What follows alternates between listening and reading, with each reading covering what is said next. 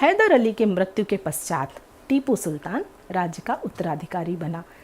ये एक शासकों का नियम होता था कि सत्ता का हस्तांतरण उनके बाद उनके पुत्र को कर दिया जाता था। इसी क्रम में जब हैदर अली की मृत्यु हो गई तो उसका पुत्र टीपू सुल्तान राज्य का राजा बना दिया गया। अंग्रेजों और टीपू सुल्तान के मध्य मार्च 1784 ईस्वी में मैंगलोर की संधि हुई। फिर टीपू सुल्तान के साथ अंग्रेजों के युद्ध होने लगे और मार्च 1784 में मैंगलोर की संधि हुई। अंग्रेजों व टीपू सुल्तान ने जीते हुए प्रांत एक दूसरे को वापस कर दिए। जैसा कि अंग्रेजों की मुख्य कूटनीति ही यही थी कि जब वो संधि करते थे तो कुछ राज्य जीते हुए वापस कर देते थे, जिससे कि उनकी मित्रता उस जीते हुए शासक के साथ बनी रहे और उन्हें भविष्य में धन और राज्य का लाभ मिलता रहे। अब बात करते हैं तृतीय आंग्ल मैसूर युद्ध के बारे में। अंग्रेजों का मैसूर के विरुद्ध तीसरा टकराव 1790 ईस्वी का हुआ।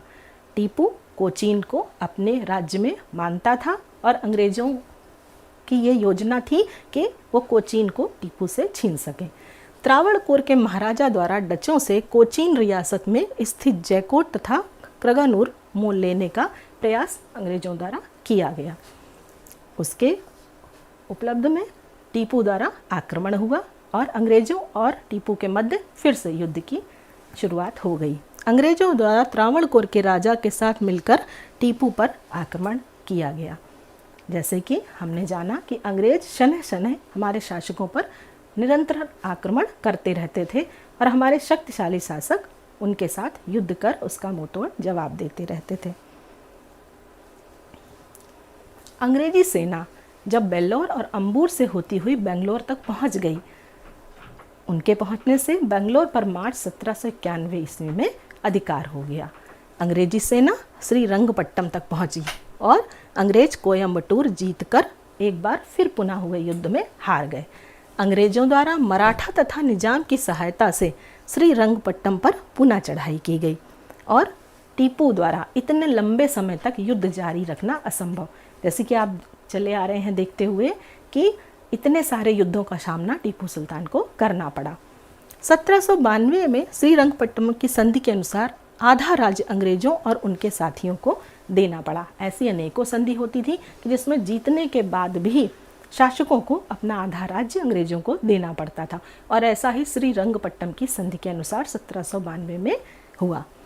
बारामहल, डिंडीगुल तथा मालाबार का क्षेत्र अंग्रेजों को इसी संधि के तहत प्रदान कर दिया गया।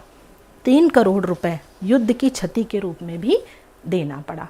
इस प्रकार अनेकों संधियां की गई जिसमें बहुत सारा धन और जीते हुए राज्यों को वापस किया गया। आइए जानते हैं एक और संधि के बारे में। 1798 में भारत में लॉर्ड वेलेजली आया।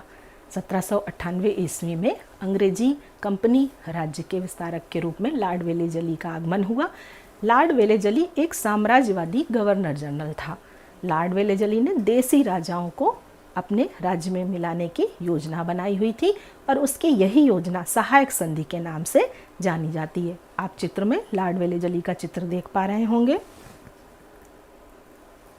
अब जानते हैं इस सहायक संधि के क्या क्या नियम व शर्तें वेलेजली द्वारा रखी गई। ये सभी चित्र आपकी पाठ्यपुस्तक में दिए हुए हैं और आप इन सभी बिंदुओं को पढ़ भी सकते हैं। आइए पढ़ते हैं एक एक बिंदु।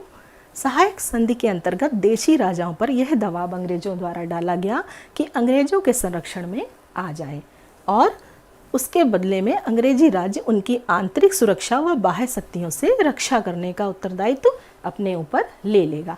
अर्थात अंग्रेजों द्वारा उन शासकों को सुरक्षा प्रदान की जाएगी। इस संधि को स्वीकार करने वाले शासकों को कंपनी का आधिपत्य भी स्वीकार करना था।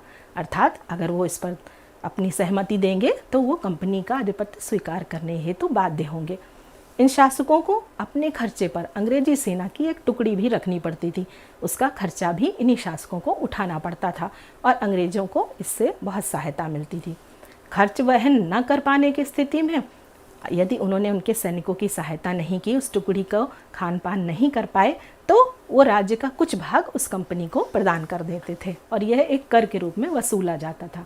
कंपनी की अनुमति के बिना उस शासक को किसी भी युद्ध में अथवा संधि करने का अधिकार नहीं था। जो भी शासक होते थे वो युद्ध या संधि भी अंग्रेजों की सहमति से ही कर पाएंगे, ऐसा इस सहायक संधि के अंतर्गत नियम बनाया गया। अनेक शासक अपनी राजधानी में कंपनी सरकार का रेजिडेंट रखने के लिए भी बाध्य थे, जो राज्य पर निगरानी रखता था। रेजिडेंट पूरे राज्य पर शासकों के ऊपर निगरानी रखता था। इस नीति के अंतर्गत अंग्रेजों ने मैसूर, तंजौर, सूरत, कर्नाटक तथा हैदराबाद पर अपना कब्जा जमा लिया। तो आपने देखा कैसे कूटनीति का सहारा अंग्रेजों ने इन संधियों के हिसाब से हमारे शासकों के ऊपर नियम व शर्तें लागू करने के लिए प्रस्तावित किए। आप इस चित्र में देख पा रहे होंगे, ऐसा चित्र आपको अपनी पाठ्यपुस्तक में भी दिखाई देगा। इसमें आप देख रहे होंगे किस प्रकार रेजिडेंट राज्य का भ्रमण करते हुए संपूर्ण राज्य और शासन व्यवस्था पर अपनी निगरानी रखते थे, और वो ये खोजते रहते थे कि उनको कोई भी शासन व्यवस्था में कमी मिले तो वो शासक के ऊपर कंपनी राज्य की संधि का नियम व शर्तें लागू कर कर उससे धन या राज्य में भूमि की प्राप्ति कर सकें। अब जानते हैं चतुर्थ अंग मैसूर युद्ध के बारे में। अंग्रेजों ने टीपू के खिलाफ षड्यंत्र रचना प्रारंभ कर दिया। निजाम तथा मराठों के साथ मिलकर टीपू ने अपनी योजना बनाई। अप्रैल 1799 में टीपू के विरुद्ध अंग्रेजों द्वारा अभियान चलाया गया। मई 1799 ईस्वी में अंग्रेजों का श्रीरंगपट्टम पर अधिकार हो गया और इसी युद्ध में टीपू सुल्तान की मृत्यु हुई और मैसूर पर अंग्रेजों का संपूर्ण अधिकार हो गया।